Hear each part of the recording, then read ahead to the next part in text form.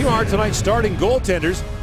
And some news made by Sergei Bobrovsky for Columbus this afternoon. The team announced he signed a 4-year contract extension for just shy of $30 million a season. He has a save percentage of .937 since December the 1st. Jonathan Bernier had a tough night like most of the Maple Leafs did against Washington. 5 goals on 25 shots against the Washington Capitals. And the year began, Ray, with controversy about Ryan Johansson, a training camp holdout for a new contract, but he's been money for them ever since.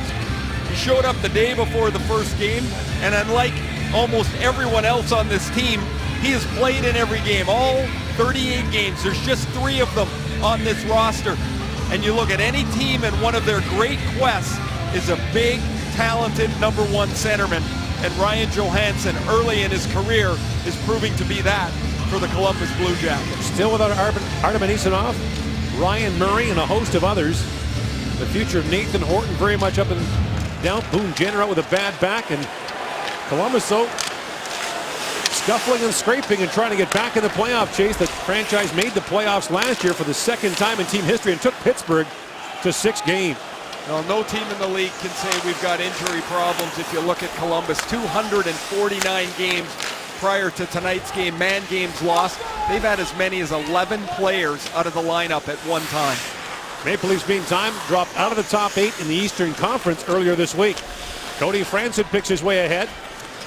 Through the middle he goes for Richard Panik. That's knocked away. And brought the other way by Matt Calvert. Calvert steams back in front, and that's knocked away by Reimer. Reimer taken down by Dubinsky. And at the point, Fedor Tutin banks it off the inboards to Brandon Dubinsky. Back it goes to the point to Cody Golubov, and Golubyov's shot drifts wide. I saw a little bit of the zip of Matt Calvert as he danced around the outside of the Toronto defense. Didn't take much room for him to drive right in front of Jonathan Bernier. Yeah, Bernier with a little spill there, the courtesy of Brandon Dubinsky, who plays the game right on the edge. As you mentioned, Ray, he's described by his head coach Todd Richards as an engine player. The current color man for the Blue Jackets, Jody Shelley, once described him differently. Called him a little weasel in the height of the Philadelphia-New York Ranger rivalry. Oh, he plays hard and he can skate. He's aggressive, and since he's been in the lineup, the Blue Jackets have been a different team. Morgan Rielly finds Phil Kessel, who has been very much the topic of conversation this week. And Kessel playing in his 406th consecutive game for the Maple Leafs. Heads off on a change as Bozak picks it up, centers it for David Clarkson, and that's knocked away by Mark Letestu. Well, I'm looking at Roman Polak here. He's playing with a half shield tonight. He had a full face mask on this morning. Clearly he didn't like that. That is one tough customer, man. He is back in the lineup after missing just a period after taking that puck in the mouth the other night against Washington. Tonight's Keys to the Game are brought to you by Tim Hortons, official coffee of the NHL. Peter Horachek's system that they're going to try and play and implement quickly is they want the Maple Leafs to have 5 guys in each zone. That means there's no gaps, there's no lagging, but it's hard work. And the Leafs are going to have to adjust to that. And for Todd Richards and the Blue Jackets, they think health is their biggest advantage right now as they get guys back, but they're an aggressive team when they're at their very best. They get to the puck and they get there aggressively. Face off one by Trevor Smith, and Jake Gardiner lifted that high and wide. Now Gardiner across to Robidas, who shoots. Bobrovsky save, and the puck tapped back in front by Trevor Smith. Just missed David Booth, and Gardiner back for it. And watched there by Jared Boll, and Gardiner spins back. Maple Leafs last home game for a while as Booth comes in, stands on that shot, and centers it tipped wide by Smith. Maple Leafs about to embark on a bruising West Coast swing. LA, Anaheim, San Jose, St. Louis. St. Louis has just been kicking the snot out of people lately. 7-2 win last night against San Jose.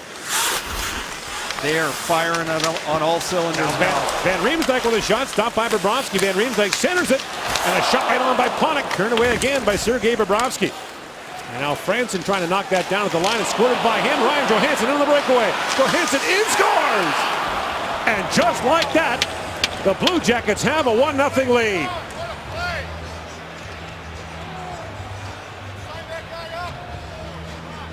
Phaneuf blows a shoe in the middle of the ice. He's standing there with the puck. The Leafs have had a couple of good chances. Phaneuf comes across the ice, and falls down. Now Fransen's already over there to play the puck. It gets by Fransen, so Phaneuf thinks he's got to come over to help. He's going to watch the puck come around the boards. It's by Fransen. Here comes Phaneuf to support him, but he falls down. And because he's not between Johansson and the net, that leaves Johansson clean to the net. His 14th goal of the season, and the Jackets have a 1-0 lead, and the Leafs don't need that. And he's now scored in 5 consecutive games. 10-game point streak now for Johansson. And now Bernier plays it there for Riley. Unassisted for Johansson, his 14th of the year. It's worth pointing out, Ray, that despite missing all of training camp, Johansson rejoined the Blue Jackets, you mentioned, the day before the season started, and reeled off a 10-game point scoring streak to open the year. Here's Matt Calvert with it now. Shoots from a sharp angle. It bounced down to the side of the goal and fed back in front by Cam Atkinson. Still bouncing around, and now Daniel Winnick has it back for Toronto. And Winnick fires it down to the Blue Jacket zone as Toronto will change. Not quite the same atmosphere as the other night, Ray. No, it's a little quieter. And the game was 2-0 by this time, as Canada was up on Russia in the World Junior Tournament. But it's a lot quieter building for sure, and I'm pretty certain nobody in the ACC wanted to see a start like that. Now Tooten trailing back, being watched there by Clarkson, and Clarkson takes him in hard. Up the other side it goes for Jack Skilly. Well, Skilly knocked the stick out of Komarov's hands, and Skilly still with it. Mike Santorelli took it away across the row, but up back for Gardner. And Gardner banks it down for Clarkson. Clarkson taken down. Oh, he's hurt. And that's injured the official, Dean Morton, who was also shaken up the other night in the game he was working. Man, he fell really awkwardly after getting his feet clipped out from underneath him. So Clarkson was taken down. He, in turn, took out Morton, who was wearing significantly less equipment. Morton, a former professional player. So Golubeuf and Clarkson are tied up, and you see Morton's legs are cut out. He lands right on his hip. Not much padding there for the officials. Nowhere to land. Oh man, he actually lands more in his upper back, and the training staff is out taking a look at him. Mark Jeanette, the other referee, Greg Dvorsky and Mark Shuchuk are the linesmen. We've seen a number of officials get hurt in recent days. The other night in Minnesota, the linesman got hit in the side of the head with a puck and cut for stitches, but it's a tough job these men have, and Dean Morton is going to head off, I believe, and go to the officials' room. This is what Morton sees. Ugh. Still on one knee.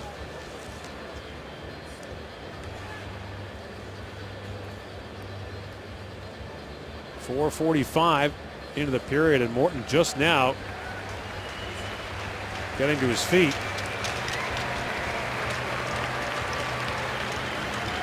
He is going to feel terrible tomorrow. Like landing like that, that's going to rattle him right down to his toes. His back's going to be sore, his neck's going to be sore, his shoulders are going to be sore. So the game will continue with one official. One thing to always take a look at when it goes back to one official is Mark Joannette just told Peter Horacek, I'm going to go solo here. It's there, can and likely will be more hooking and holding behind the play, as the official's now out here all by himself. Now Smith for the face-off against Letestu, one of those Blue Jackets who's just back from injury, coming off abdominal surgery, as Brandon Zvinsky was at the start of the year. Letestu missed 28 games in a row, scored the other night in Dallas in his return. Smith drops it off for Booth. David Booth with a shot, and it runs off the stick of James Wisniewski, up and out of play. So a look at what the Blue Jackets are facing now after getting people back healthy is pretty sobering for them. Nathan Horton doesn't look like he'll be back anytime soon, if at all. Ryan Murray, Artem Anisimov, Ryan Gibbons, and Boone Jenner all out of the lineup. It would appear as though Ryan Murray has a chance to be back after the All-Star break. He's been battling a chronic knee problem. Well, he had off-season knee surgery, and he's just not been right. Just 4 games played this year. They really missed. their first-round draft pick from a couple of years ago. Kadri for Panik, walks it and shoots, and Wisniewski got a stick on that. And it fluttered down to Sergei Bobrovsky. Richard Panik gets quite an opportunity here playing with James Van Riemsdyk and Nazem Kadri. The puck's one off the draw. Really good work to get to the puck, and then Kadri's going to make a nice feed to Panik, whose move gets around the stick of Wisniewski, but he doesn't deliver it quite quick enough, and Wisniewski's able to readjust and deflect the shot. Face-off won by Johansson, and they're going to say that clearing attempt did not touch the glass, and it's going to be a penalty against the Blue Jackets as Kevin Connauton goes off, and the Maple Leafs will get the power play. And Connauton's going right off the draw. He's trying to fire this off the glass. He misses the glass by about 3 feet. The puck just elevates way over top of the glass here, and right when he goes to shoot it, I mean, that thing's about 3 feet above the glass. An easy call for Greg Dvorsky, the linesman, and the Leafs power play gets the game's first chance. Ranked 10th in the league. Van Riemsdyk and Bozak tie for the team lead with 7 power play goals apiece. And back goes Kessel as Bernier leads it there for him. Kessel for Van Riemsdyk wearing a full face shield after taking a puck in the nose against Washington the other night. Broke his nose. And Kessel sets things up, shoots. Bobrovsky to save out the other side. Van Riemsdyk a backhand shot. And Bobrovsky shuts that down as well. Kessel back for Franson with a drive. Bobrovsky save. Rebound loose in front. Digging for it is Tyler Bozak. And Bobrovsky able to pounce on that as the Maple Leafs get a bushel of chances on the opening seconds of this power play. Phil Kessel comes off the wall and shoots the puck. Now this morning he was working on this with Peter Horacek. The two of them got into about a 3 or 4 minute conversation. Horacek's talking to him about different lanes of attack, different ways to come off the wall to shoot the puck, as they don't want Kessel to be so one-dimensional. But this conversation and instructional went on for quite some time this morning. Face-off won by Bozak. Franson slides it across to Kessel. Feeds down to Van Riemsdyk. His centering pass blocked by Teuton. And Kessel takes the return pass from Bozak. Here's Phaneuf with it. Dion Phaneuf back for Franson. Down to the goal line to Van Riemsdyk. He was bumped there by Teuton, and that allows Nick Foligno to send it back down the ice. Puck bobbled on Van Riemsdyk, and Foligno was able to clear it down the ice. They play their top players quite a bit. Foligno and Johansson both penalty kill. Of course, are on the power play. Foligno, one of the most prolific power play guys in the league this year. Shots are 7-1 Toronto, but the one by Columbus, a breakaway goal for Ryan Johansson. Morgan Riley ahead to Panik, to David Clarkson. And now Panik comes in for it. He collides there with Savard. Settled down now by Kadri, back for Gardner. Cross to Riley. Clarkson standing in front. Riley shoots, he fired that wide. And it's all the way back down to the Leaf zone with 15 seconds to go in this power play. Small detail, but if Riley's going to shoot the puck there, it's got to be on the other side of the net. So exactly what you saw happen doesn't. The puck stays in the zone. Now the power play's done. Gardner being pressured there by Dubinsky. And Riley up for Kadri. 4 shots for Toronto on that power play, but it remains a 1-0 Columbus lead. And Dubinsky has it. Dubinsky shaken up in training camp, suffered a torn groin. And missed the first 26 games of the season. A big loss for their team too. Of course, given the way they had so many other players injured. Todd Richards told us they lost 4 players in 14 hours one day. 2 players in a game, 2 players at practice. They didn't even get through a full day and they were down 4 guys. Bobrovsky was one of them. He broke his finger. Teuton centers it. Played back for Golubev. Leaves it there for Hartnell with a long shot, and Scott Hartnell turned away by Jonathan Bernier. Ryan Johansson with his 14th of the year, and the Blue Jackets lead the Maple Leafs 1-0 in Toronto.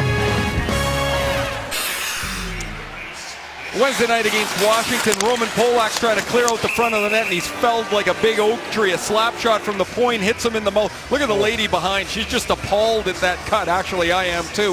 But Polak comes back in the second period, and we talk about players that want to play and want to win. Here's one of them.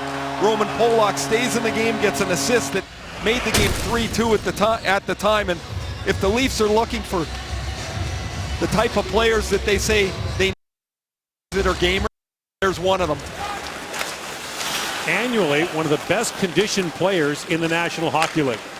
Legendary stories about his fitness testing. Winnick with a shot that bounces off the heel right back to him. And he feeds it back to Polak. Basically wore out the gym in St. Louis. Long shoot in, just high and wide. Truck. I mean, he's so big, so strong. Bozak centers it. It's off the skate of Cody Golubov. And Bozak has the tying goal to make it 1-1. I don't think the Leafs care how it went in the net. After Phaneuf fell and Ryan Johansson gave the Blue Jackets a 1-0 lead.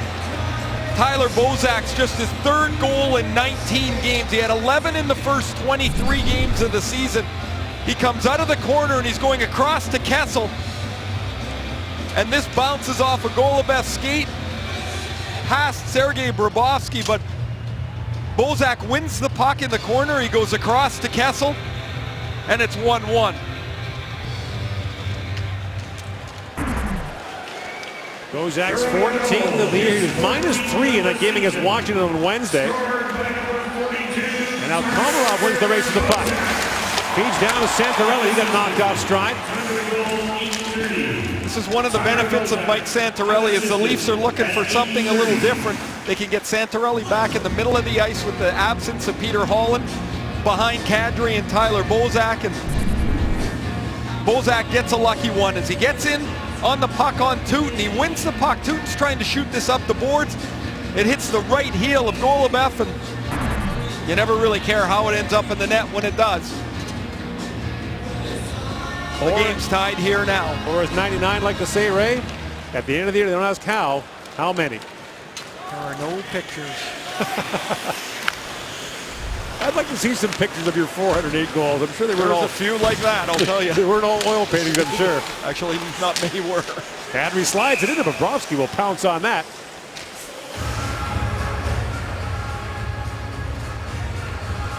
Once again, Leafs Hockey on TSN is brought to you by the bold new 2015 Toyota Camry. One bold choice leads to another.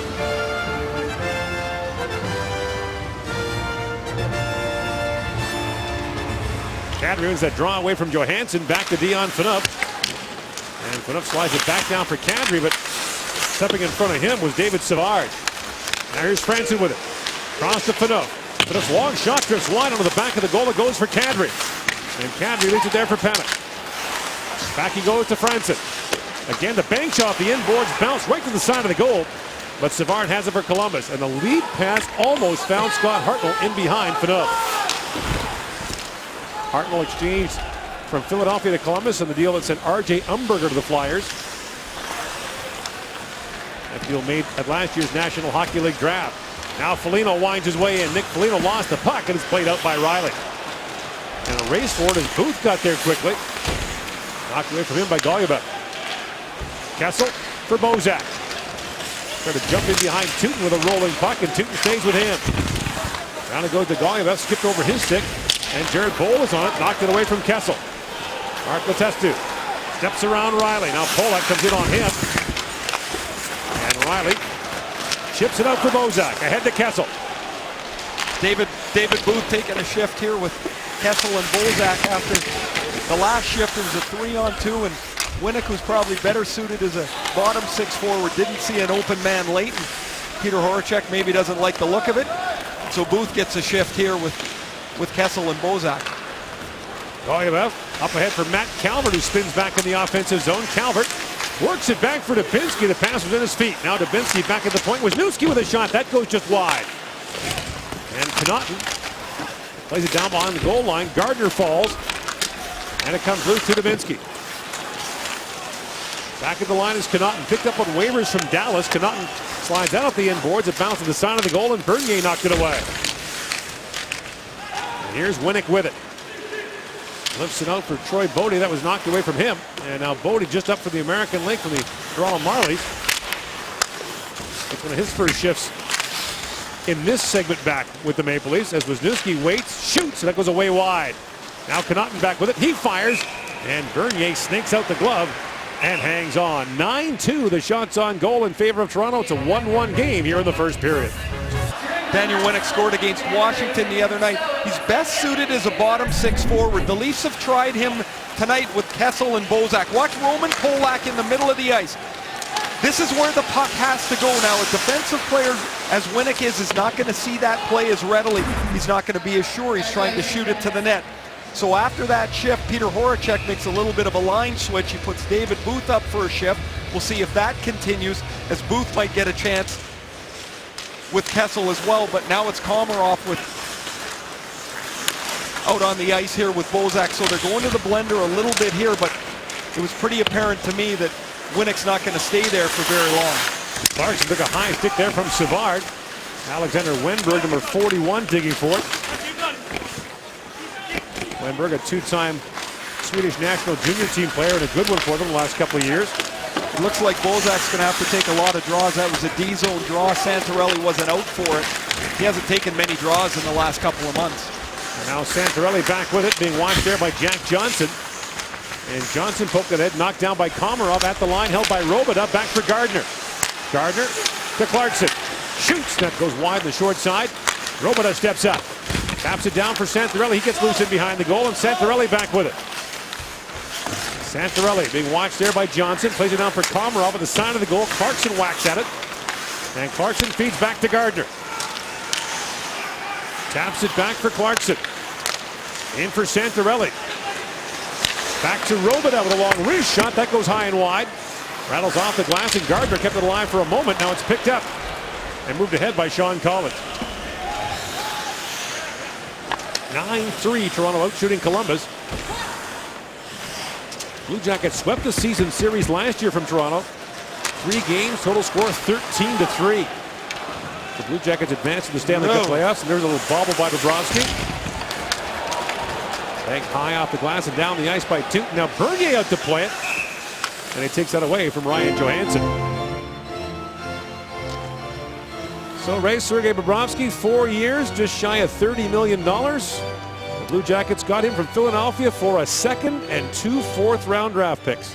When he came into Philadelphia, nobody knew much about him. Peter Laviolette called him Goalie Bob because he really didn't know much about him. He didn't speak any English. And yesterday at practice, Curtis McElhaney was not on the ice for Columbus. He's got dealing with a little bit of an injury. So they had Steve Shields out on the ice, the former NHLer. And he was saying that of all the goaltenders he played with, and he played with Luongo and Hasek and Kiprasov, Bobrovsky has as good a feet as anybody. Better balance, better recovery, better point A to B.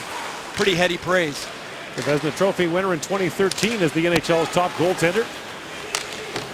Now Foligno wraps it around. 4-2. The Leafs have been really aggressive on the forecheck here in the first period. They've turned a number of pucks over like this. And now Kessel back for it. Snaps it ahead for Van Riemsdyk. Tried to hook it back, but there was no one there. And Hartnell slides it back for 2. That highway between Columbus and Philadelphia has had a lot of use over the years. The Flyers and Blue Jackets are frequent trading partners. And the quick shot taken there by Matt Calvert. And Bernier hangs on to that. Well, the byproduct of Bobrovsky coming to Columbus was that Steve Mason ended up in Philadelphia on separate occurrences. There you see Bobrovsky, who is just the backbone of this team, and as evidenced today by the deal that both he and the Blue Jackets came up with. Dubinsky wins that draw for Connauton. His shot was blocked, and it's played out. Blue Jackets, of course, also got Jeff Carter from Philadelphia to deal at some point, and Jake Voracek went from Columbus to the Flyers as well. So not just volume, there's a lot of quality in those deals as well. What a year Voracek is having, my goodness. Now Winnick battling for it. Wisniewski stays with him. And the puck comes 3-2 to Dubinsky. Calvert lost it to Bozak. Works back in front. Bozak with a shot. And that was blocked by Wisniewski. Bozak gets it back. Centers it. Winnick with a shot. Score! There you go. Juggle the lines. Get yourself a goal. So I just finished telling you that Daniel Winnick's better suited on the bottom 2 lines. And so that's 2 games in a row he's scored here. Sometimes it's all upside down, isn't it? But here's a byproduct again of this forecheck. First by Winnick, the Blue Jackets felt there should be a penalty, but they should be out of the zone at that point. They don't. Bozak chases the puck down, and he goes back out in front to Winnick, who beats Bobrovsky. That puck's turned over on the boards by Calvert, and it's Bozak's effort that keeps it alive. He finds Winnick, who's got goals in back-to-back games. And for 15 minutes tonight, the Leafs have been by far the harder working team, and they've been rewarded for it. Winnick got a goal and 2 assists in the Halloween night meeting in Columbus. And that was 3rd goal of the year from Bozak at 14:32, gives Toronto the lead. It is funny how it works out sometimes, isn't it? Sometimes you can try all these great combinations, and what should work doesn't, and what doesn't work should. And Winnick takes advantage of a spot here. He's had a very good year. I'm amazed actually at how productive he's been. The goals in back-to-back games give the Leafs a lead here. Now Johnson, up ahead for Jeremy Moore, and it's knocked down by Robidoux. A quick chance in front, knocked wide by Booth as Booth got a good shot away, and Bobrovsky might have got a piece of that. 4.5 to go in the opening period. Clarkson jumps in. Working 1-on-3, Clarkson plays it in deep. He got knocked down, and a penalty coming to the Blue Jackets. David Savard's going to go off. An interference call against Savard will send Toronto to the power play with 4:25 to go in the opening period. So after scoring a couple of quick goals to take the lead, the Maple Leafs go on the power play as Savard takes down Clarkson. He's paid tribute to the late J.P. Parise, who passed away earlier this week. A terrific player for 11 years in the NHL, played mostly in Minnesota. Went on to be a coach and educator. Of course, a member of Team Canada in 1972, the father of Zach and Jordan, a terrific guy to be around, and he'll be sadly missed around the hockey world. We send our condolences to the Parise family. He was one tough hombre. Now on the power play, Kessel in, shoots, it's blocked by 2. And Francis moved up, rattles around for Bozak, who leaves it there for Kessel. Took a funny bounce off the corner boards, and it's moved up by Dubinsky. Buy some time, he snaps the rink wide. That's too many men. Calvert had come on for Johansson, and they got him. So Calvert had jumped on. Johansson swung back and played the puck, and the Blue Jackets had 5 skaters on the ice. Dubinsky didn't realize that Johansson was coming back to the bench to change. Johansson was going up the ice. Calvert was jumping on. Johansson's just out there for the face-off. So as Calvert hits the ice, the puck ends up coming right to Johansson. So there's Johansson going off the ice. Whoop. Too many men on the ice. 5-on-3 for 1:39 here for the Maple Leafs. Bozak, Kessel, Van Riemsdyk up front, Franson and Phaneuf on the back end. Here's Dion Phaneuf.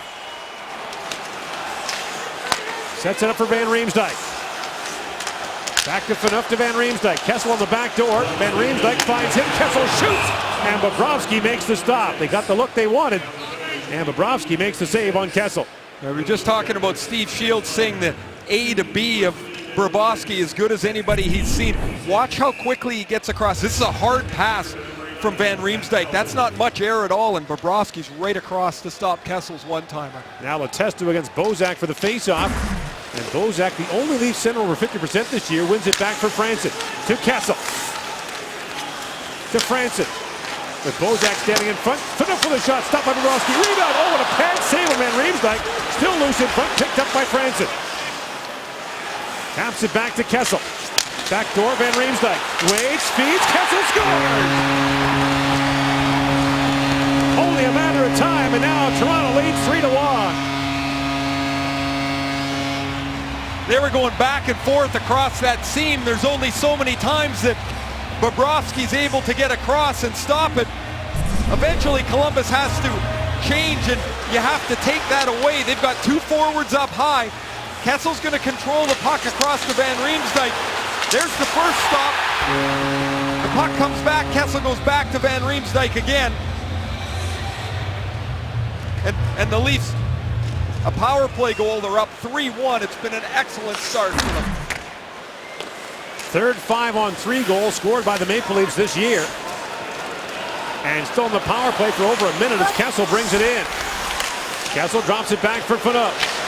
quick wrist shot, and Bobrovsky gets the blocker on that to knock it up and out of play. Kessel is 19th from Van Riemsdyk and Franson at 16:31 on the power play. When you think about this period, the only thing that has gone wrong for Toronto is Phaneuf falling in the middle of the ice and Johansson's power play goal, or Johansson's breakaway goal rather.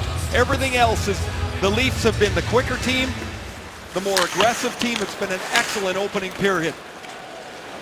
And fired down to the Toronto zone as the puck went into the bench. Let's have a look at this again. They're giving the goal to Van Riemsdyk, Ray. This might not have gone across to Kessel. Let's take a look. It's the pass across. Well, that's off of Tootin. Oh, you know what? Kessel touched it, but was it already in? Luc Robitaille once said that video replay robbed him of 5 goals a year. In the old days, that would be Kessel's for sure. Toronto's power play goal is 19th goal of the season. Scored by number 81, Phil Kessel. So they've given it now to Kessel again. Let's have a look at this one more time. Let's see if Kessel touched it as it was crossing the line. This is like forensic science here to see if the puck goes in the net. It hits Tootin. It's going into the net, but of course Kessel doesn't know that. Oh yeah, he's got it. That's Kessel's goal.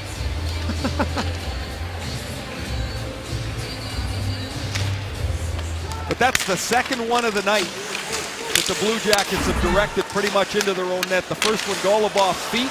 That one, Tootin's stick. Now Kessel feeds it across, and Van Riemsdyk's got that one. James Van Riemsdyk fires it home. Another power play goal. And it's 4-1 Toronto in the first period. Well, these guys haven't been around for a while. This edition of the Toronto Maple Leafs. My goodness. What a first period. What a disaster for Columbus, who's come in playing so well. They've got the puck again in control, the Blue Jackets do. Wenberg doesn't get the puck out of the zone. It stays in the zone. Kessel, Van Riemsdyk, there's no question who puts this one away. Bobrovsky can't stop it. 2 power play goals for the Leafs on the 5-on-3 and a 4-1 lead. Goals 52 seconds apart. It's funny with Toronto, you think back to that 9-2 home loss to Nashville. They looked dead and buried, but they rallied back, went that 10-1-1 streak. They're a very, very streaky team. In comes Atkinson, drops it back. Wisniewski with a shot, rebound, shoveled high by Johansson. It goes over the glass. Johansson almost had his second. And look who's in the middle of it with Phaneuf, Scott Hartnell. Well, they've gone back a long way. Fought when Hartnell was in Philadelphia.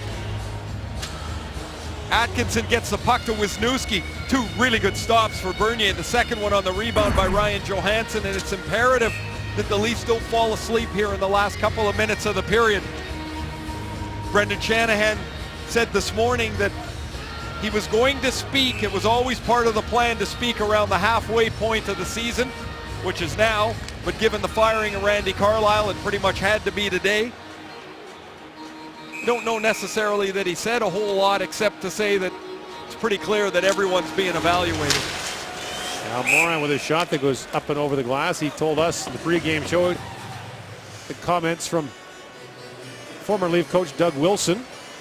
Ron Wilson, rather. We're not very helpful. There's Tim Milewicki, the president of Maple Leaf Sports Entertainment, looking down, as they always have in Toronto. The directors have always sat right behind the Toronto bench. It's probably more intimidating when there was no glass there.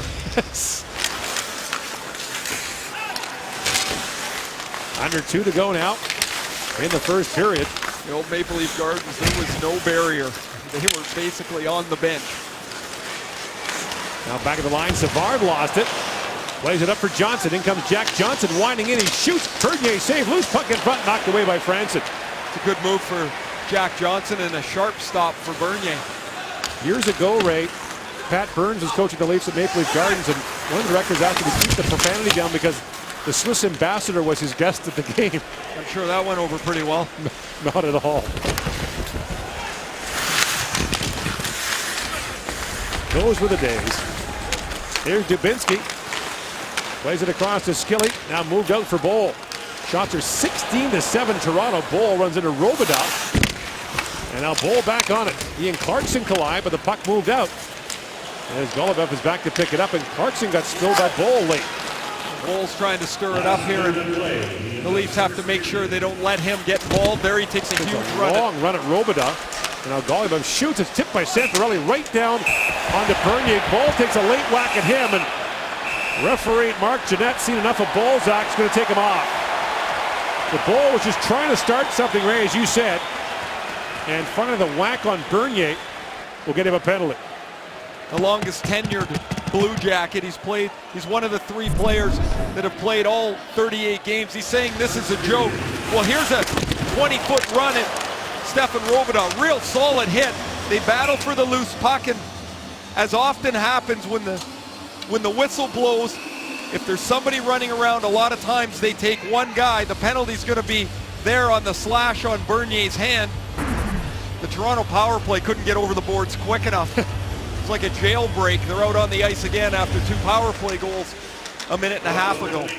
2 for 3 with 9 shots. First time in 19 games the Leafs have scored more than once on the power play. Now Kessel works in and shoots. Short time. Bobrovsky the save. And this period can't end fast enough for Columbus as Bobrovsky reaches back and falls on that. Interesting to note, Ray, that before his last start, Bobrovsky was pulled against Arizona, gave up 6 goals on 31 shots. Better against Dallas on Tuesday, 2 on 26.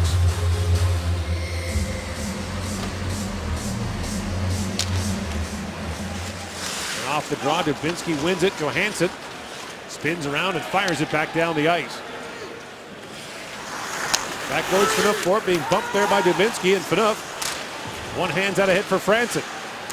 Knocked off stride by Jack Johnson. Bozak across for Van Riemsdyk. In comes Van Riemsdyk. Shoot! Trying to find the stick of Bozak. Just missed. Franson with it now. 15 seconds to go in the period. Here's Phaneuf. Winds and shoots. Blocked by Atkinson. Kessel couldn't reach it. And it's fired down the ice by Savard. And the Maple Leafs will have just over a minute of power play time to carry over into the second period. After a dynamite first, they outshoot the Blue Jackets 17-8 and lead by a score of 4-1 after 20 minutes of play. Coming up, our first intermission with James Duthie and the panel. You're watching Molson Canadian Leafs hockey on TSN. And it was a wild one. The Blue Jackets opened the scoring on Ryan Johansson's 14th of the year. Then Bozak and Winnick strike back, and then the power play goals. Kessel, which got a long look from the officials that it is his goal. Then Van Riemsdyk, 4-1 Toronto after 1. Ray, you began this show talking about correctable issues for Toronto. What did you see in the first period? The easiest of correctable issues is to go to work. And now I know this doesn't fly with the analytics and about puck possession and such, but you can't have anything if the bottom line is that you don't work for puck. Look how many puck battles the Leafs won. Even when they didn't score, like this lucky bounce for Bozak. They don't get this goal if they don't chase the puck down here twice. First Winnick, then Bozak, before Winnick puts it away. Even defending the red line becomes an important part of 5 men up, 5 men back. Stefan Robidas steps up, denies Jarrett Bowl the red line. The forecheck can't continue because it's been stopped at the red line. That was an excellent 20 minutes of Leaf hockey. We'll see what they do here with the power play to get cooking in period 2. So we had this conversation before, and we checked with the Elias Sports Bureau. On average, NHL teams score 18% of the time on the power play. About 10% when they open a period with a minute or more of power play time. This is Ray Ferraro's pet theory that you will not score the power play to start a period. It basically becomes a conditioning drill. Look at this, there's 50 seconds left in the power play now. The first 30 seconds have been nothing. But Kessel's got it, works ahead with Van Riemsdyk. In comes Kessel, slides it across. And David Savard broke that up. Kessel feeds it back, but Cody Franson was discarding his stick as the puck came back to him. Now that'll hurt your power play. He's just shaking his head as he comes back to the benches. He said the stick just flew right out of his hands. Now Van Riemsdyk works it back. 15 seconds to go on the power play. Phaneuf winds and shoots and hammered that high. Here's Kessel with it. Down to Van Riemsdyk. Back at the point to Phaneuf. Swats it down to Kessel. And now Kessel Trying to find Phaneuf back door. The puck bouncing around as Bowl steps out of the box. One shot on goal for Toronto on that power play, and Ray's theory holds. Tough when your defenseman doesn't have a stick. Golubov shoots, and it's something up high. Might have been Van Riemsdyk. Again, James Van Riemsdyk wearing a full cage after breaking his nose in the Washington game on Wednesday.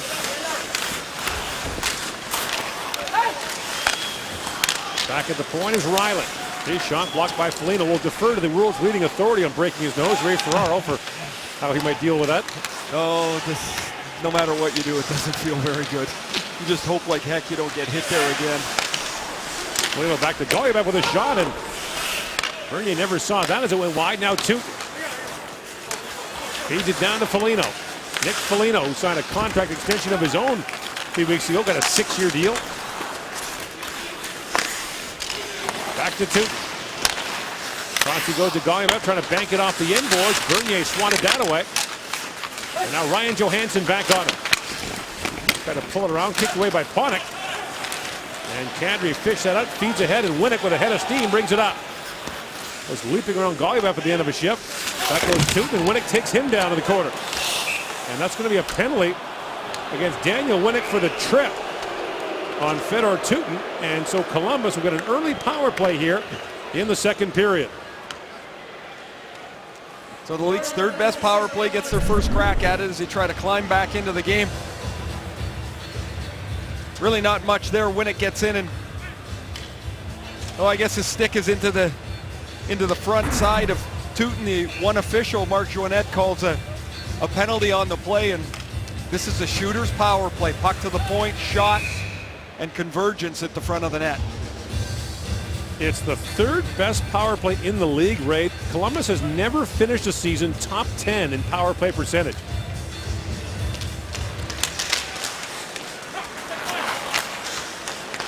And now the face-off won by Toronto, and Komarov sends it down. Foligno leads the team with his 9 power play goals on the year, 1 off the league lead.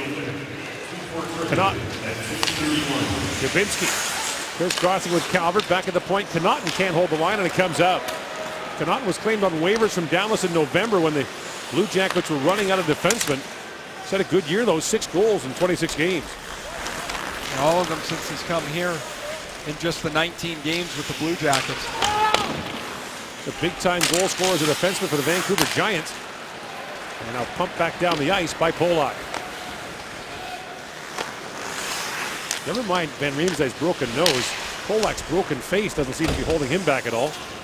Stitches on the inside and the outside of his cheek. So Gord, this morning he had a full visor on, all the way down to his chin. The first period he had a half visor. Now he's back to nothing. Just his regular helmet, the way he would play every game.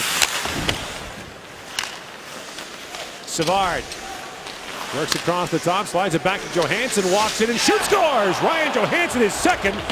And the Blue Jackets are back within 2. What a shot. What a shot by Johansson. Johansson's got the puck on the half wall. His stick is on the board side. And it looks like he's going to take a slap shot as Savard feeds him the puck here. There's traffic in Hartnell in front, but Johansson pulls it tighter to his feet. That's going to be a couple of feet to the middle of the ice as he moves to the middle of the ice. And that's a perfect shot just inside the post. And the league's third-rated power play now has 33 power play goals in 39 games.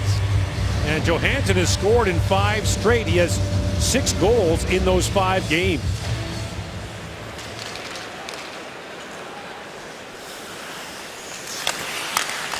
Tootin banks it around for Collins. And Ray, that contract pulled out by Johansson was in danger of really going sideways. John Davidson, the Blue Jackets team president, had some strong comments to make during training camp.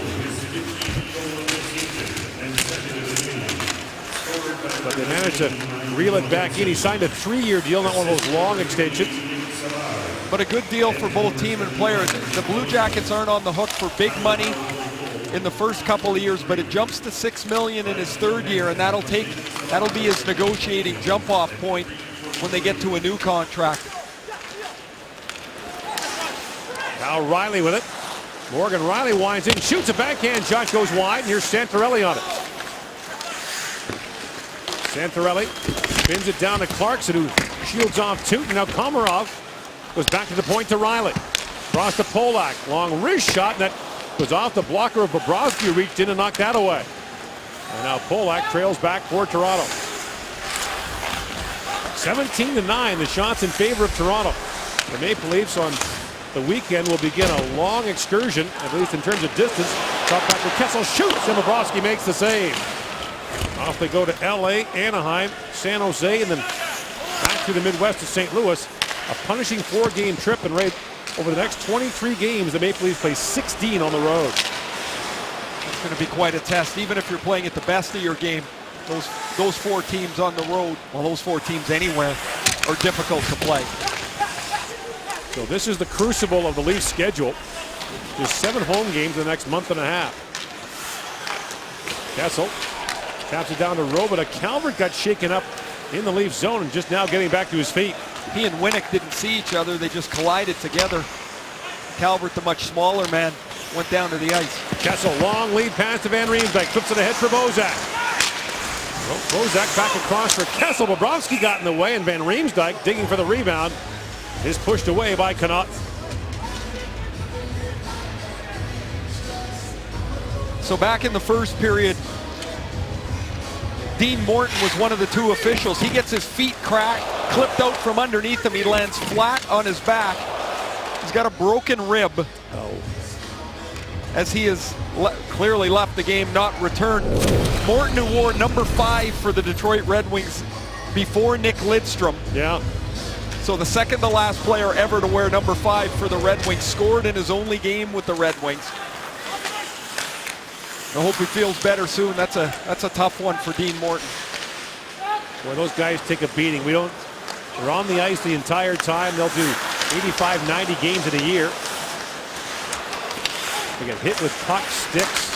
It's a physically demanding job, prying players apart in scrums. Never mind the mental gymnastics they play in the course of a game. No home games, never a home crowd, that's for sure. In comes Kadri across the line. Nazem Kadri shoots, and Savard blocks that. Here's Dubinsky on it.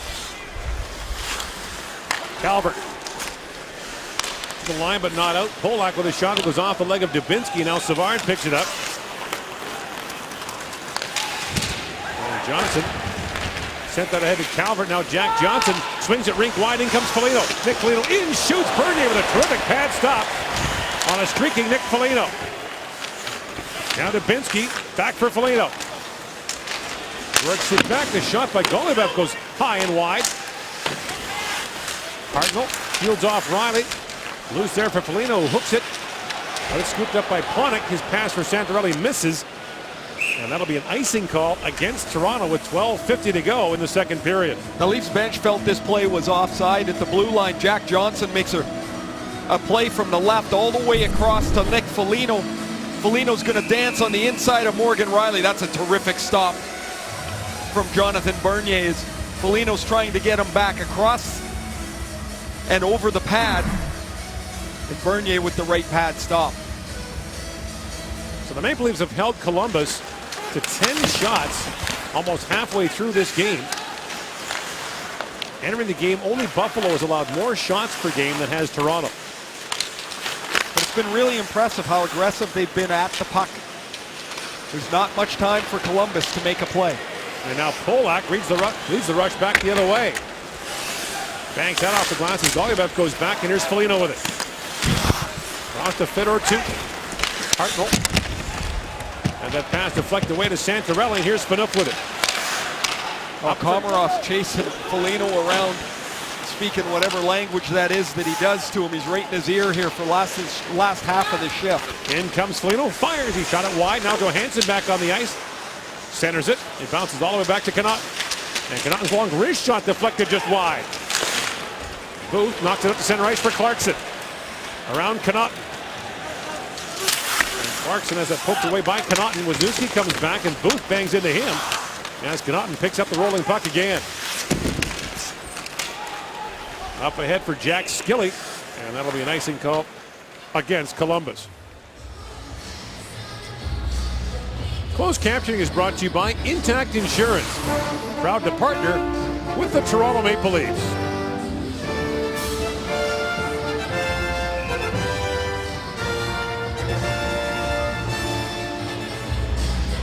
Gord Miller, Ray Ferraro here in Toronto on this chilly Friday evening. Bozak in for the draw, wins it back to Robidas. Robidas, Gardner trying to feed that back in front, and that's knocked away by Jack Skilly. Skilly played for Columbus last year, left as a free agent to the Islanders.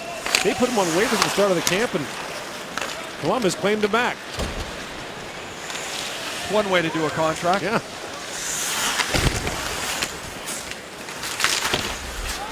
Now Wenberg had it knocked away. The centering pass bounced away from Skilly. And Savard comes jumping in now for Columbus. Tangle up there with Gardner. And Collins digs for it. Robidas picked it up for Toronto, and away they come. Winnick waiting for help to arrive, puts it across for Kessel. And Jack Johnson swatted that away.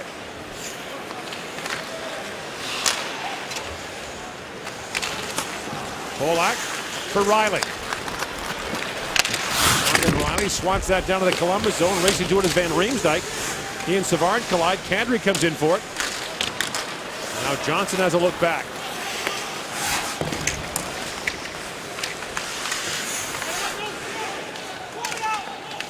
And the battle ensues as Johnson picks it out, but his defense partner Savard had no stick. And away comes Jeremy Morin. From a sharp angle, gets squeezed off there by Riley. And the puck still loose in the corner. Kadri out smartly to Panik.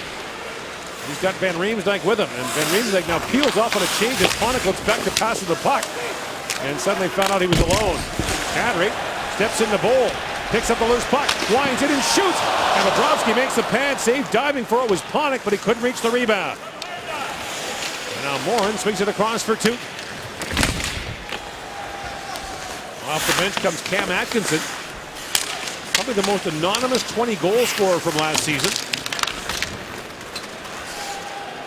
And the puck knocked away from him.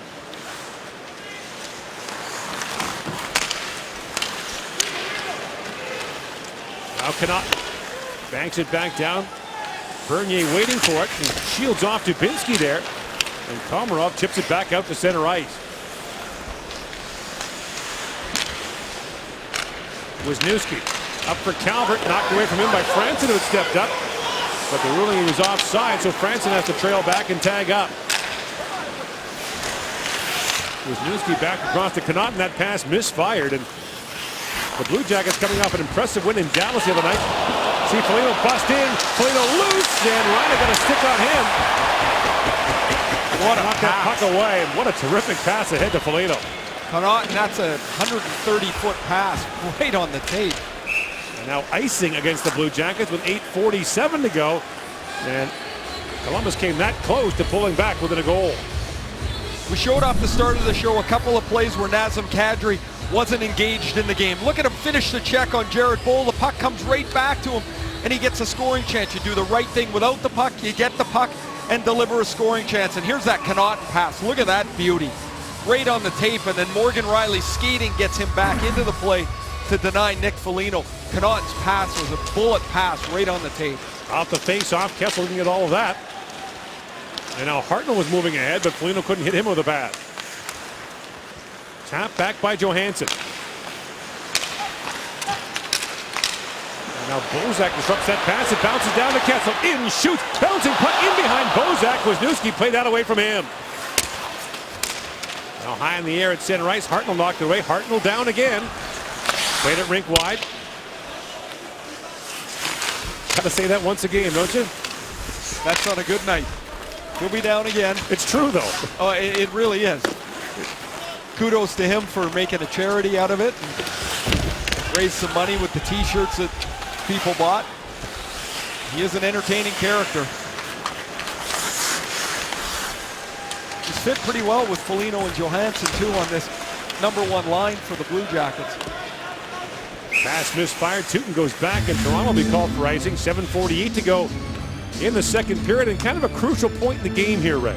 It is. The game flattens out a little bit. You give up one, now you're in a one-goal game, or you make a really good defensive play. Good stick by Bozak. And if Bozak finds this puck any quicker, maybe he can whack it into the net. But Wisniewski sharp enough to make the stop. Has to look for it, but Wisniewski chops it away. Off the draw. Here's Golubev, a long wrist shot. And it's gloved by Jonathan Bernier. The shots are 21-11 in favor of Toronto. A 4-2 lead with 7:42 to go in the second period. You're watching Molson Canadian Leaf Hockey on TSN. Back in Toronto, so the Maple Leafs have dropped out of the top 8 in the Eastern Conference as the wild cards are held by Washington and Boston. Remember, Columbus, Ray, was in last place in the Eastern Conference on November the 30th. Now the Blue Jackets have pulled at least within shouting distance of 8th place Boston, 9 points back, and the Maple Leafs, of course, are in that mix as well. Todd Richards was telling us they can't even talk about playoffs yet. It seems so daunting when you look at the teams between you and that wild card spot. It's just game to game to game, and it's worked pretty well for them. They actually divide the season up into segments, usually 12 or 13 games, and try to approach it that way. He finds it easier for the players to focus on that as opposed to a half season or full season. And by the way, the focus in Columbus is on another team that will play Monday night. Columbus, the home of Ohio State University, which will take on Oregon for the national championship in college football.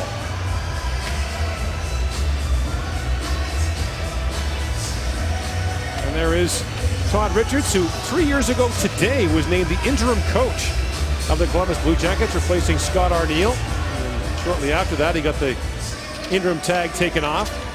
Ironic as well that he got his start coaching back in 2002 after he retired, coaching with Peter Horacek in Milwaukee. Horacek hired him for his staff.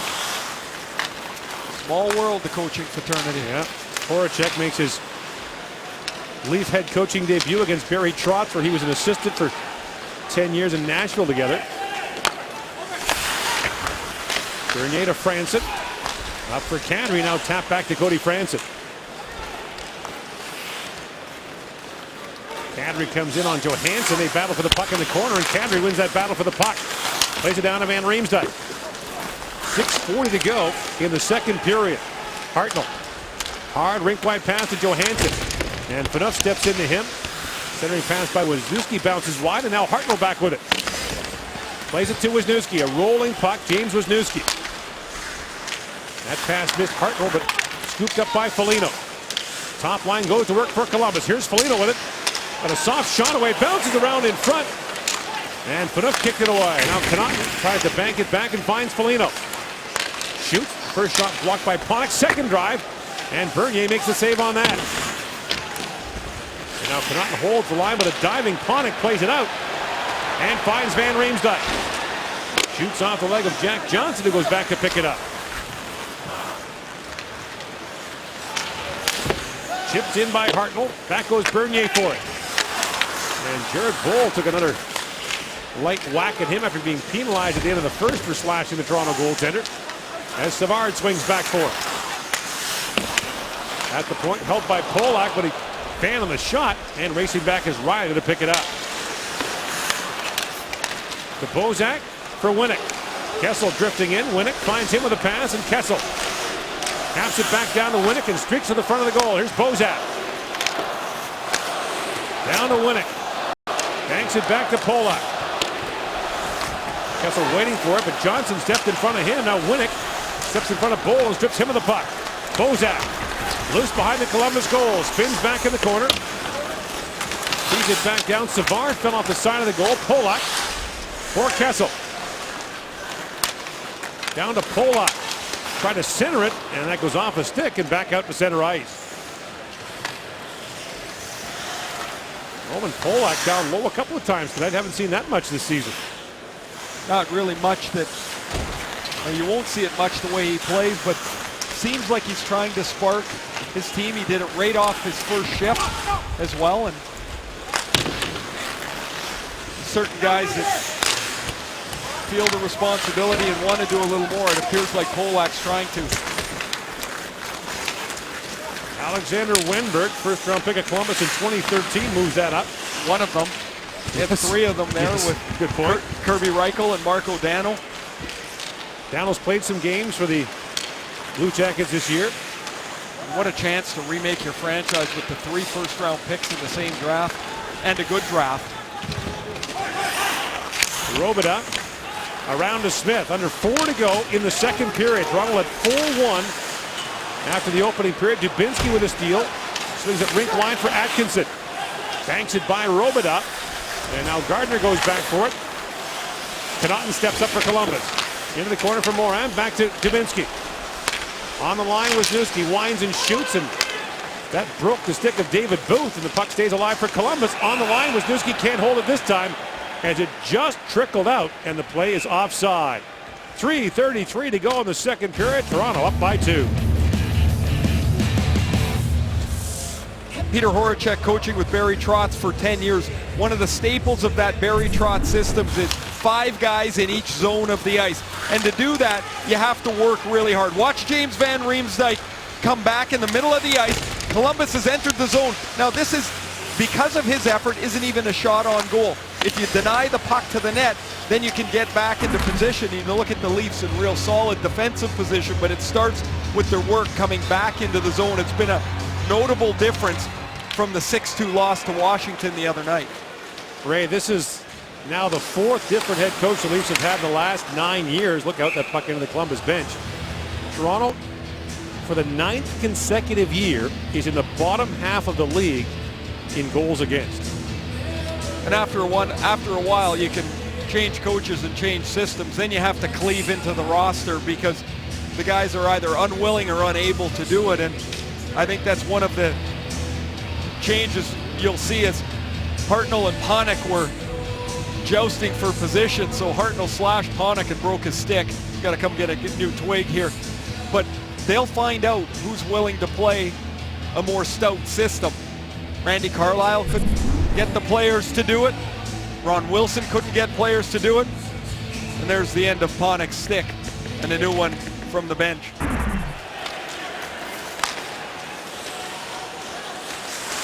Franson for Canada. That pass missed. And heading back is Wisniewski. Icing called. The shots are 4-2 Toronto in the second period. A lot of talking on the Leaf bench with Peter Horacek, and then Steve Spott as head coach. He was drawing on the board. Spott, you see with the board, he was down talking to the Leafs defense, and it's been you see Horacek now talking about players coming up into the zone, staying up on the puck. It's really important in his system that the gaps are really tight, that the defensemen stay tight to the forwards, and the forwards get up on the other team's blue line. When's the last time the Leafs held anybody to 10 shots through 37 minutes of hockey? It's not been this year. Well, I guess the Buffalo game, but heck, everybody could have held the Sabres to 10 shots that night. It's worth pointing out that Horacek, for the 2nd consecutive year, is the interim head coach of a National Hockey League team. Last year took over in Florida for Kevin Dineen. And this is an important stint for him. You know, if you aspire to be a head coach, there's not many chances. It doesn't matter how the chance comes, and whether he's the long-range coach here or not, if he does a good job behind the bench, he'll raise his stature around the National Hockey League as well. Well, just a few days ago, this team was in the top 8 in the East. As Bozak brings it in and fires it down. Winnick chasing after from sharp angle, shoots and fired it wide. Kessel leaves it back for Polak. Bounces it down to Winnick. Takes a hard bump from Savard. Now Kessel picks it out. But Savard corrals the bouncing puck, steps away from Winnick. And Savard skates away from 3 Leafs and moves it in across the line. Winds in his backhand shot off the stick of Polak and wide. Now Dubinsky with it. Down to Morin. Polak stepped into him. Half wondering if Polak will take his helmet off in the third period. Might as well. Piece by piece. He's looking more and more like a throwback all the time. Now Riley to the line, but not out. Johnson fires it down. Dubinsky shoots. Bernier save. Loose puck, it trickled through. And now from the line, Savard fires. That went just wide as Bernier was down. Morin tries to center it. Oh, did Toronto get lucky? Nobody could find the puck, and Savard's stick exploded as he tried to shoot the one-timer. And now Kessel finds Riley with a shot, and Bobrovsky kicks that away. And now Morin going off on a change, can't touch that puck as Komarov swings to pick it up. Great chance there for Columbus in the late stages here. of the second period. Santorelli, being watched there by Calvert, who steals the puck. Here's Calvert, centers it, and it's fired wide there by Skilling. At the line, Goyabel with a rolling puck, shoots, and floats wide. Now Tooten back with it, takes a whack there from Clarkson, and Clarkson moves it out. That's a good battle for Clarkson to win as Tooten was down pinching. The Leafs are looking for a change, and Clarkson's able to get it out of the zone. Wenberg across for Goyabel, who got bumped there by Komarov. And Tooten up for Calvert, as Dion Phaneuf is back to pick it up. Leaf captain has 2 goals this year, neither at home. He hasn't scored at home since December of 2013. Van Riemsdyk jumps in, but Santorelli's a half step ahead of the play, and it's called offside. 47.4 seconds to go in the third period. Toronto still with a 2-goal lead. How close the Blue Jackets come to making this a 4-3 game. The puck's chipped through the crease by Jeremy Morin, and then David Savard walks in and his stick implodes. Morin's shot goes through the goal crease. A nice play defensively by Panik, or rather that's Winnick, to keep the puck out of the net. And then Savard's stick just explodes as he walks in to a one-timer. Savard's got 7 goals on the season, a career high. The Leafs want to get this thing in right where it is, up 2 into the last 20.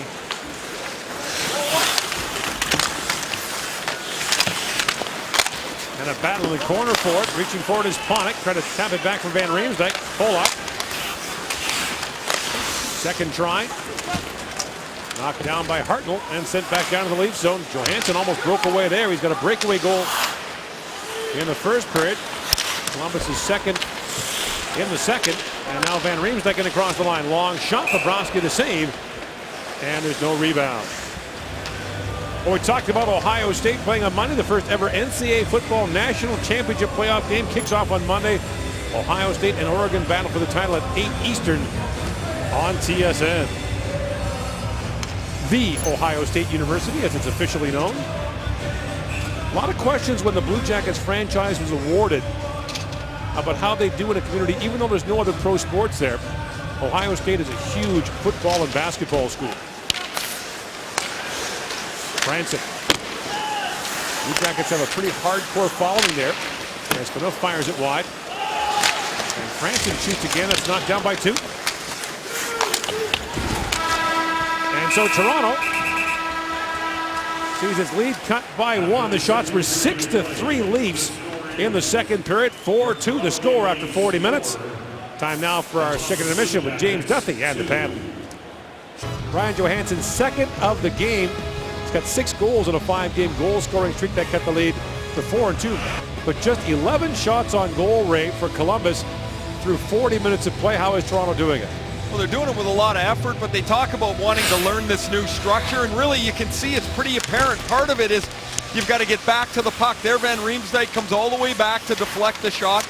Even though they're beating up the middle of the ice with a pass, look at the effort from Morgan Rielly to get back to deny Nick Foligno a chance to score. Daniel Winnick comes all the way back to the front of the net to deny Atkinson, which could be an open net. And then you've had a couple of good stops in that period, notably on Foligno by Jonathan Bernier, but it's been a really workmanlike effort so far by the Maple Leafs, and we'll see if they can play the same style, the same aggressiveness, protecting a lead in the third period, or will they fall back and try to defend it? Columbus is 0-13 this year when trailing after 2 periods of play. Kadri ahead to Van Riemsdyk, who got knocked down by Savard at center ice. And now Johnson taken down by Panik, goes hard into the corner boards. Van Riemsdyk again wearing that full shield after breaking his nose against Minnesota last week. Oh, look out, that centering pass by Jack Johnson hit the side of the net. Almost went in, and then we're going to face off at center ice. That'll raise the pulse of the goaltender. Yes, Bobrovsky couldn't have been expecting that. Jack Johnson just trying to play this back behind the net to David Savard. He freezes or stymies the puck, and then he hits the side of the net. And that play was whistled offside anyway, but you see Bobrovsky's got his foot right up against the post. Never trust those D.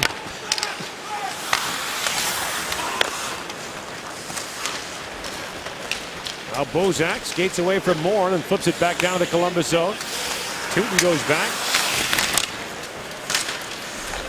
And Golubev, the Mississauga native, with a Toronto goal go off his skate, nearly going. Lost it now, Bozak to Kessel. Flips it down to Bozak with Winnick circling in front. And Golubev has it knocked away by Winnick. Realistically, Ray, how much can you change a team's structure and system in mid-season?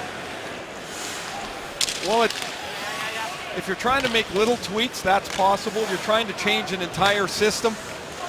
I mean, this may sound a little odd, but it's either going to work or it's not. This is either going to work, and the Leafs will cut shots, 5 to 7 to 10 shots down a game, or they're going to spring leaks all over the place. And the real test will be not here in Game 2, but when they get out on the road and you don't get the matchups that you want, you're now chasing the game a little bit. You get 3 games in 4 nights, and there's Steve Staios, who moved from the developmental area of the Leafs organization to behind the bench. I played with Steve in Atlanta, and he's always struck me as a guy that would end up behind the bench somewhere. Yeah, he had coaching / management written all over him, despite the fact he played in Atlanta. Well, you can learn a lot there. True. We got a lot of video of how not to do it. Riley around to Gardner. Being watched there by Wenberg, and the puck squirts free in the corner. Riley racing to it. Our first year in Atlanta, Steve was my winger. In comes Santorelli now. Santorelli in shoots, and Bobrovsky makes the stop. Well, Bobrovsky held his ground. That puck went off the meshing in a late call. Blows play dead. He held his ground so solidly. Santorelli's got 100 feet to pick his spot here, and there's nowhere to go with it. Really good play by David Clarkson. The puck doesn't stop on the boards. He chips it to Santorelli. Good job by Golubev to deny the pass across. And the Leafs bench wants a penalty here. They say that this puck was cleared directly off of the goaltender's pads by Kevin Connauton and up into the netting. Doesn't appear they're getting much of a hearing on it. A 3-man officiating crew now. And that makes it a lot more difficult for sure. Don't forget, it's not reviewable if they were ever to get to that. Despite the lobbying and the campaigns that say it should be, that a coach should be allowed to challenge that. Regardless of what you think of a potential coach's challenge, it's coming. In some way, in some form, there's going to be a way for coaches to initiate a video challenge. If they can figure out how to do it in a timely fashion, then I think it'll happen sooner rather than later. Here's a look at the play again. So Santorelli's shot is stopped. Connauton is right here with the puck. And that went off the shaft of Connauton's stick up into the netting. It should have been a penalty. Yeah, Clarkson right away had his hand in the air. Daniel Winnick was standing 2 guys down from me, and he yelled instantly, right out, right out. And there's one right out into the crowd.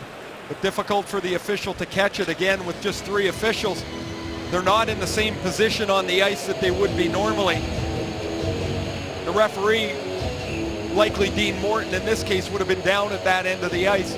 Mark Joannette is trailing the play as he's the sole official now.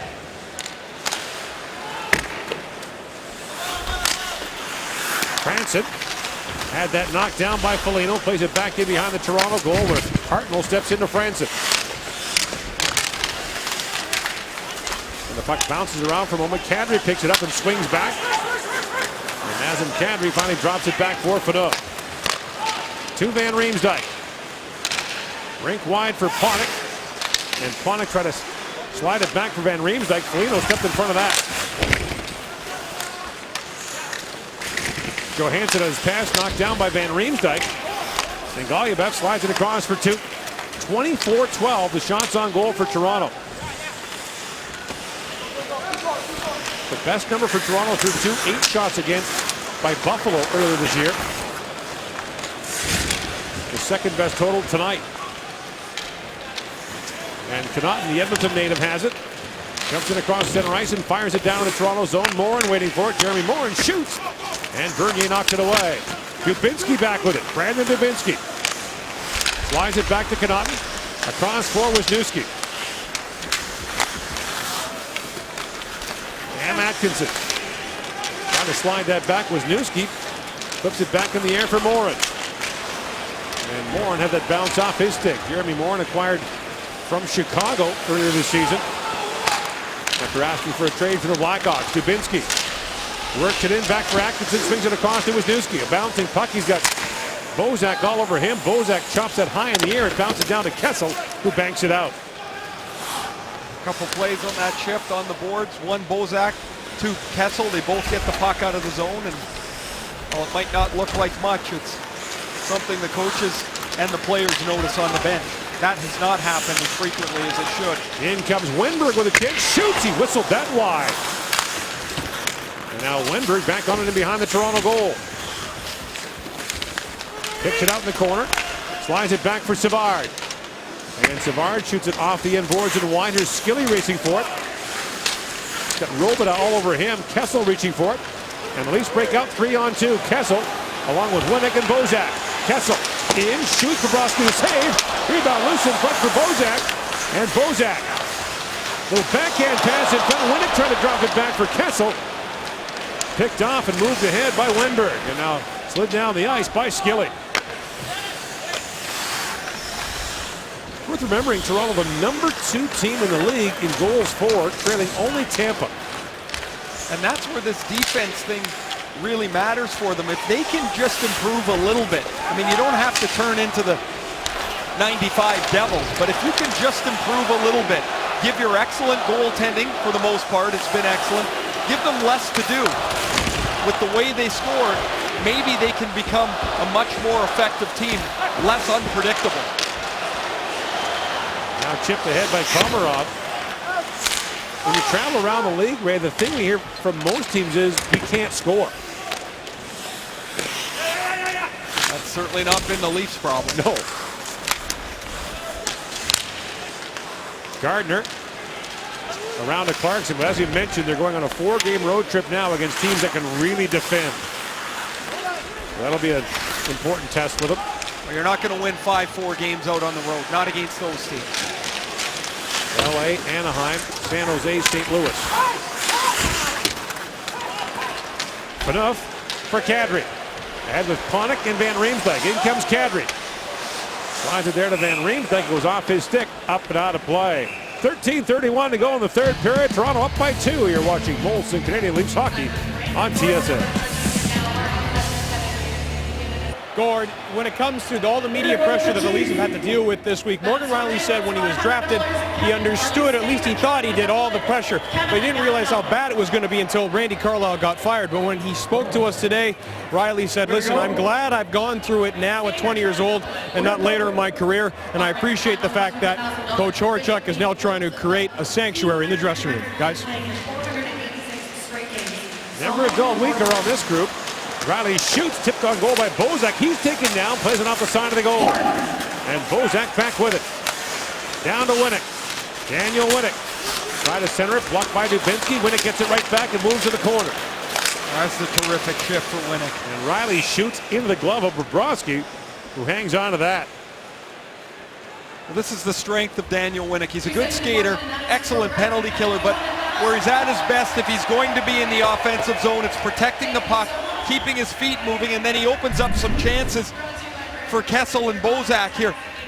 The first pass is denied nicely by Dubinsky, but there's Winnick, stays on the puck again. He's protected the puck away from David Savard, and because of his work, they get the puck back to the net, and now a face-off back down to Bobrovsky's right.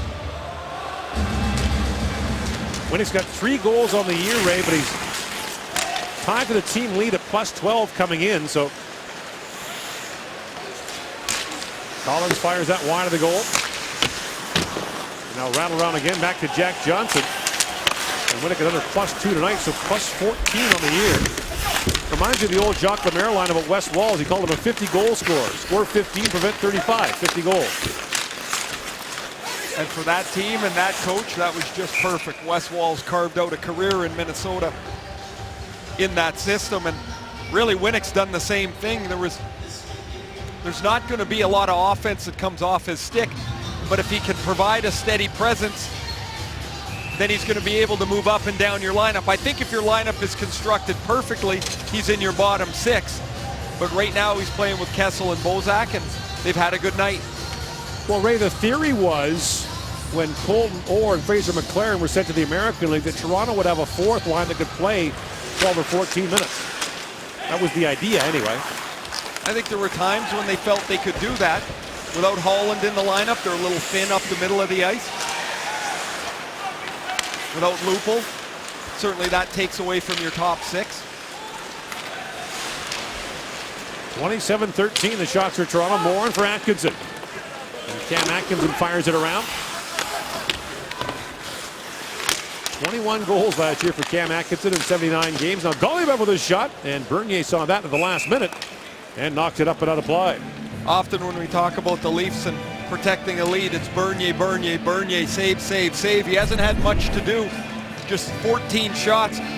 This one he blockers the side, gets it up into the netting so the Leafs can get a change in their zone. And really responsible play from the entire group tonight. There's not been any chaotic moments. The one mistake, if you will, is Phaneuf falling down, and hey, the way it goes, it was a bad break, and they really responded well from being down 1-0 when at a time really when they could have collapsed. I mean, that could have gone south on them in a hurry in the first period. Scramble puck at the line. Kadri knocks it ahead, and Nazem Kadri pokes that down to the Columbus zone. Connaughton knocks it away. And now Phaneuf leaps with Johansson closing in on him. They collide in the corner. And then Phaneuf knocks down Johansson, who snapped his stick in half, and they're jawing on the way up the ice as Bobrovsky chips that to Wisniewski. Foligno for Johansson. Takes a return pass from Hartnell. Walks in. Johansson shoots. He had the far side picked and just missed. Johansson gunning for his first career hat trick. Polak now brings it ahead. Drops it off to Van Riemsdyk with a lane. In shoots, and Johansson reached back.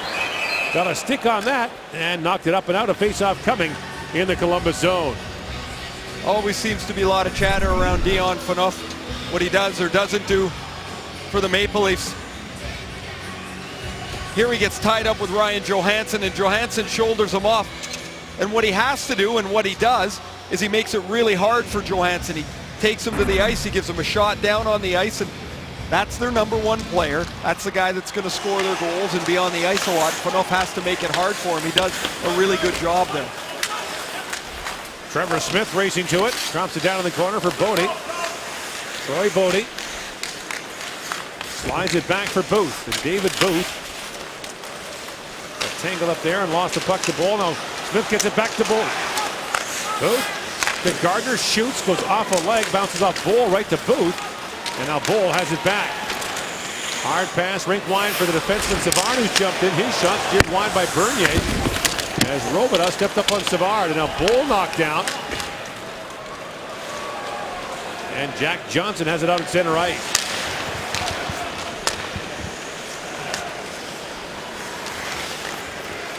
Goliath up ahead for Calvert. And Komarov steps into him. Approaching the midway point of the third period. Toronto scored 4 times in the first. Now from the line, Goliath with a shot. And Bernier makes the glove save through the traffic.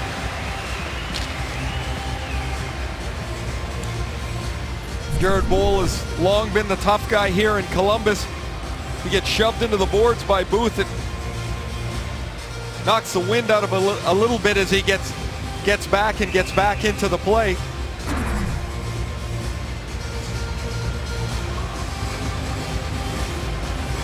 So the Blue Jackets trying to get back into this here with about 10 minutes left. And Wenberg's moved into the middle of the ice. They've moved their lines around a little bit. They've split up Atkinson and Calvert. They're trying to get a little more, maybe 3 lines here down the stretch. They play tomorrow at home against the New York Islanders in Columbus. It's the end of a 4-game trip for them.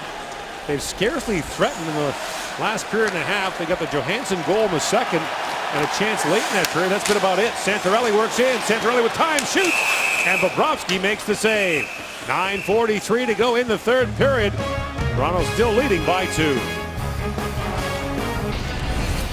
Back in Toronto here tonight, Molson game story. Dean Morton broke a rib in the first period in a tough tumble in the corner. Toronto scored twice in the power play in the first, including a 5-on-3 goal, and 52 seconds apart. And then Ryan Johansson with a pair of goals, a 5-game goal scoring streak. And the Maple Leafs lead by 2. 9:43 to go.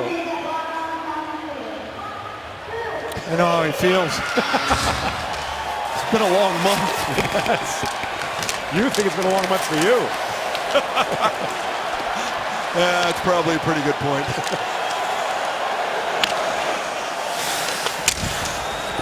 Now Bozak with it. Up for Kessel with Winnick jumping in. Here's Bozak across the line. Shoots for sharp angle. He flipped it wide. A wave here tonight. Listen to this place.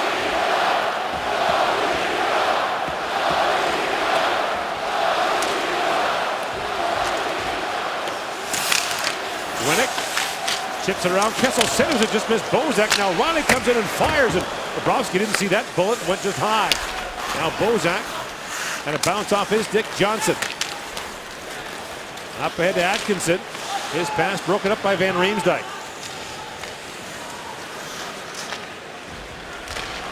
I'll tell you, Columbus comes off the bench. They stretch a guy almost every time. It's 3 or 4 times they've hit a long one like that. Toronto's got to be awake for it. That was Hartnell. And now the shot taken by Connauton is knocked wide by Bernier. Loose in the corner. Johansson. Down to Hartnell. Connauton had lost his stick. Johansson picks up the puck, centers it. Morin was there all alone. Now Connauton from a sharp angle shoots, and he puts it wide.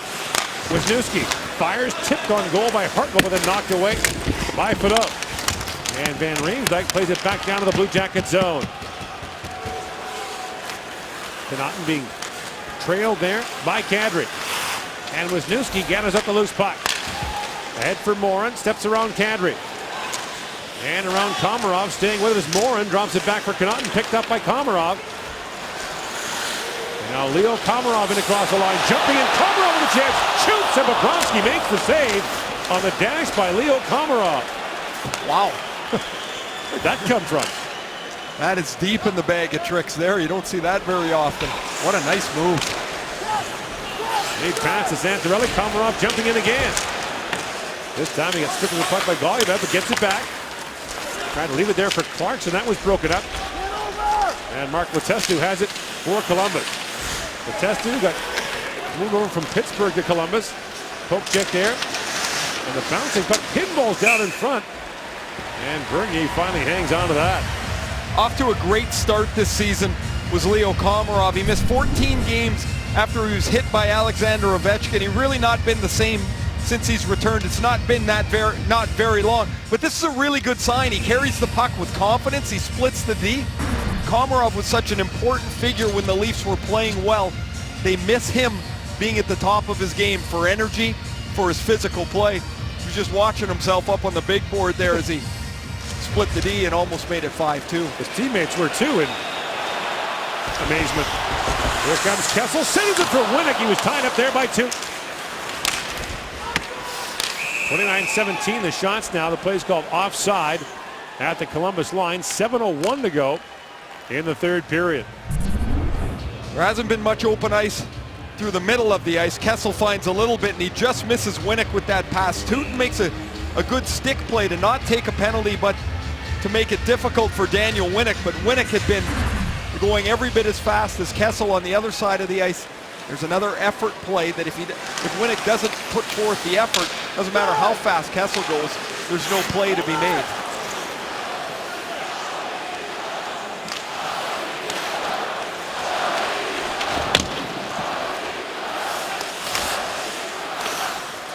Now Golubev trying to knock that ahead, finds Atkinson with it. Collins comes streaking ahead. Sean Collins, the Saskatoon native, peels back. Gets bumped down by Polak. Chances are if you go into the corner with Polak, you're not going to come up standing up. Now Kessel streaking in behind Tootin, shoots, and Bobrovsky gets just a piece of that to knock it away. A great effort by Kessel. Tootin was in a race. He wasn't going to win, and then Kessel gets to the puck. Tootin does a decent job not allowing him to get clean for the shot, and Bobrovsky with the stop. 7 shots tonight for Kessel. Loose puck for Hartnell bouncing around in the slot. And it's scooped up by Kadri, who banks it ahead. Finds Panik, who sweeps it down to the Columbus zone. Johnson up ahead for Hartnell. Rink wide to Foligno, and Nick Foligno kicks that down to the Toronto zone. Bernier has to play it. Finds Van Riemsdyk. And Franson. It's bumped there by Foligno. Slides it there for Kadri. Kicks it ahead neatly. And Kadri moves in with Van Riemsdyk and slides that down to the Columbus zone and goes off on a change.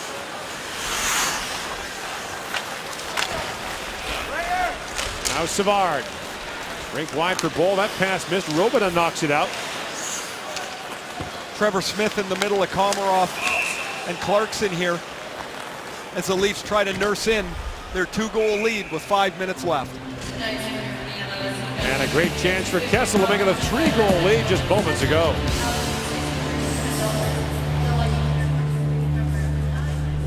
So Canadian Leafs hockey on TSN is brought to you by Molson Canadian, diehard fan and proud partner of the Toronto Maple Leafs. The guys love Komarov's enthusiasm. Look at him, he's like Spider-Man on the boards. He sat here for about 15 seconds in that position waiting for his man to come to the bench. Remember Sergei Makarov when he was a rookie in Calgary? Oh, he'd go up for a minute and a half, 2 Yep. minutes, yeah. Joey Mullen would be riding the boards like a horse waiting for him to come off. He'd get one leg over, 2 legs over. Sergei didn't speak English or body language. Oh, he probably knew. Winnick around to Kessel. Under 5 to go in the period. Kessel down to Winnick. Back for Kessel. Shoots. Rebound. He fired it wide as Bobrovsky made the save on the first shot. Boy, Kessel's had a bushel of chances tonight. And now that shot by Connaughton saw his stick break in half.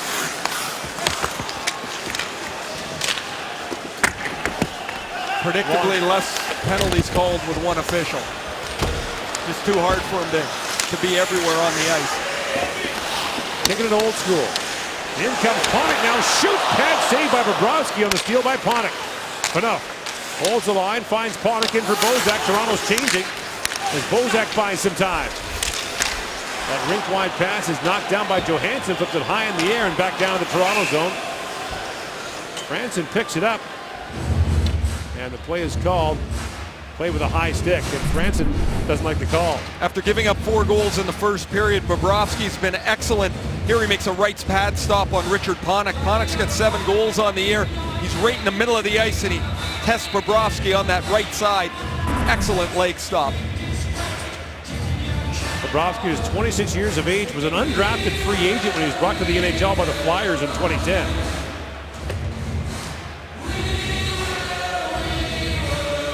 Missed it earlier today, signed a 4-year extension for just shy of $30 million. Second highest paid goalie in the NHL.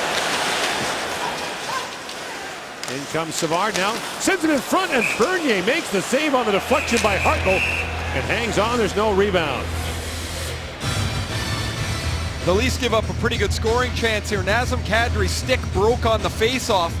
The puck came right back to him. He tried to play it for a moment here. He's holding it low on the stick because he knows it's broken. He can't get out. You see him, he chases to the puck, or to get a stick rather, and that leaves the Leafs undermanned in front of the net. Kadri's going to try and knock it out of the zone with his glove. But Bernier's able to make the stop and freeze the puck. Kadri's won 10 of 11 faceoffs he's taken.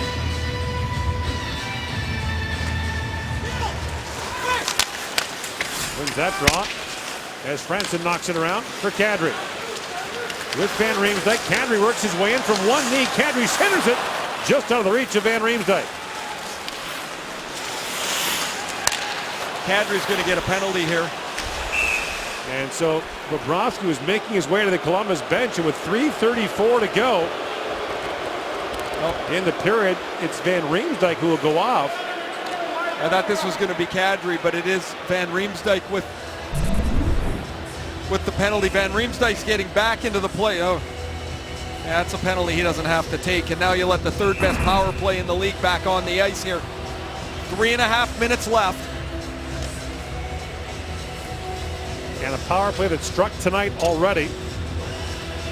The best in the NHL. I got to say, Gord, the Leafs centermen in particular, Kadri and Bozak, have had real strong games in the defensive zone in really good position to help break out of the zone. Bozak got a lucky break on a goal, but you mentioned Kadri, 10 of 11 on the draw. Those two, their top two centers, have been instrumental in this lead so far. We'll see if they can milk it on the way in. Enough swats it back. Here's Polak with it. His pass goes off a skate into the crowd with 3:15 to go. 31-18 the shots in favor of Toronto. Polak cleared the puck off of Daniel Winnick up into the crowd. So the faceoff will should go to the right of Bernier. This isn't a penalty. The puck deflected off of Winnick up into the crowd. Conversation with the linesman and referee Mark Jeanette, but the Blue Jackets are being told that it was a deflection. The faceoff will be in the Toronto zone. So Bozak will come out on this side to take the draw against Dubinsky.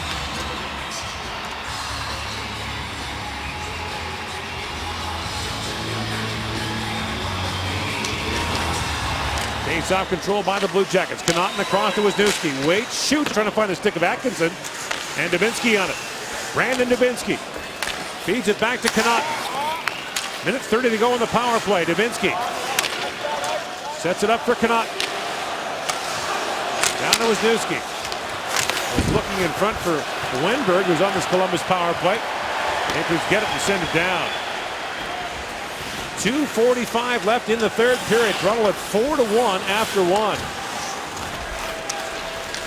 Connaughton up ahead to Hartnell, chips it down to the Toronto zone. Bernier for Robidas. And now heading to the bench is Bobrovsky, who trails back quickly as the Leafs shoot it down. Now Bobrovsky does go to the Columbus bench, so the extra skater is on. And it's Letestu for Columbus. So a 6-on-4 now for the Blue Jackets. They bank it back for Savard. Feeds Johansson. Ryan Johansson looks, trying to center it. That's blocked by Robidas. At the line, Savard can't hold it.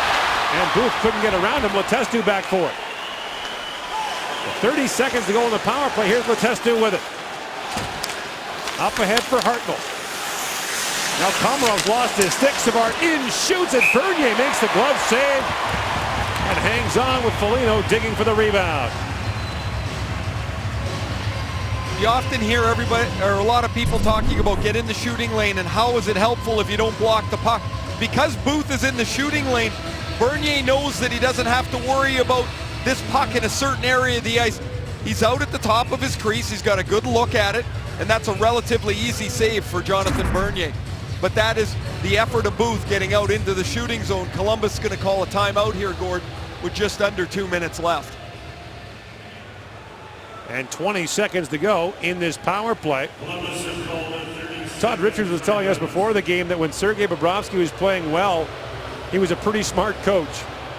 It's amazing what a difference it makes. And now, as you mentioned, Bobrovsky, the second highest paid goaltender in the league to Henrik Lundqvist of the Rangers. And meantime, you see Steve Spott giving directions, and as is Peter Horacek.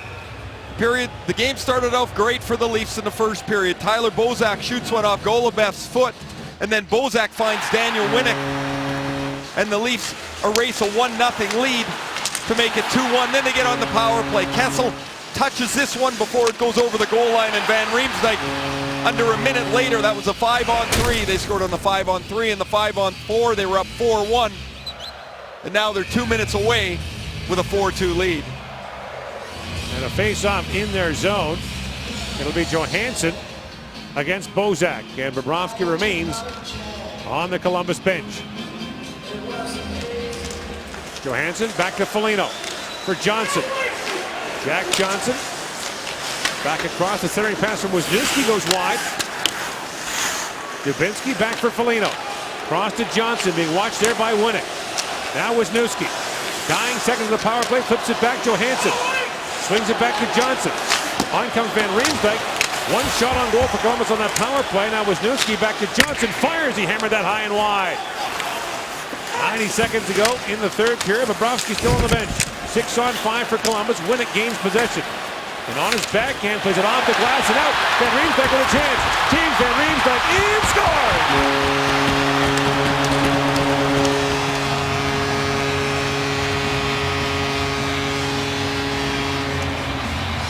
with a brutal week behind them and a tough week coming. Toronto's going to win an important game at home against Columbus.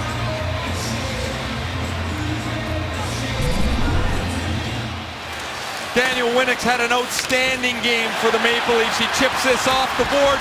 Van Riemsdyk out of the penalty box gets to this loose puck to seal this away. That's a couple of goals from Van Riemsdyk, one from Kessel, one from Bozak. The big boys scored a solid 18 skater effort. The Maple Leafs coaching staff's going to love this on video when they watch it. Next up, a tough Western swing. But Toronto remains in the mix for that final playoff spot in the Eastern Conference. And you've often talked about it, Ray, that scoring depth is important, but your big boys will lead the way. And tonight, Van Riemsdyk with 2. Kessel has scored.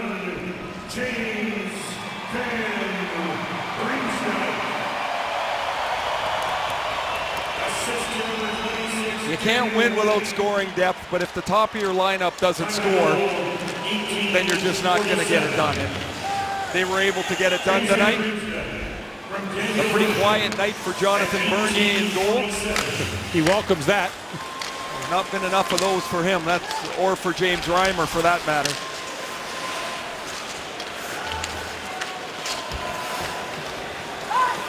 So Toronto will go to 2-0 in the year against Columbus after being swept by the Blue Jackets in the season series decisively last year. And in comes Kadri along with Komarov. Kadri misfires. Letestu picks it up. And Golubev looks ahead to Calvert. Matt Calvert had his pass blocked by Riley. Wenberg plays it back in the corner. And Peter Horacek in his first win as the head coach of the Toronto Maple Leafs as they win it 5-2 over the Blue Jackets. And from here, Toronto plays 16 of its next 23 on the road.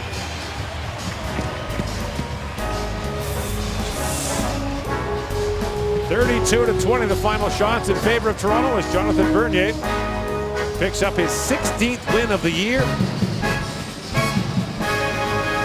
For Ray Ferraro, Matthew Cianetti, all of us at TSN, I'm Gord Miller. This has been a presentation of TSN, Canada's sports leader. Final score, Toronto 5, Columbus 2. Now stand by for SportsCenter.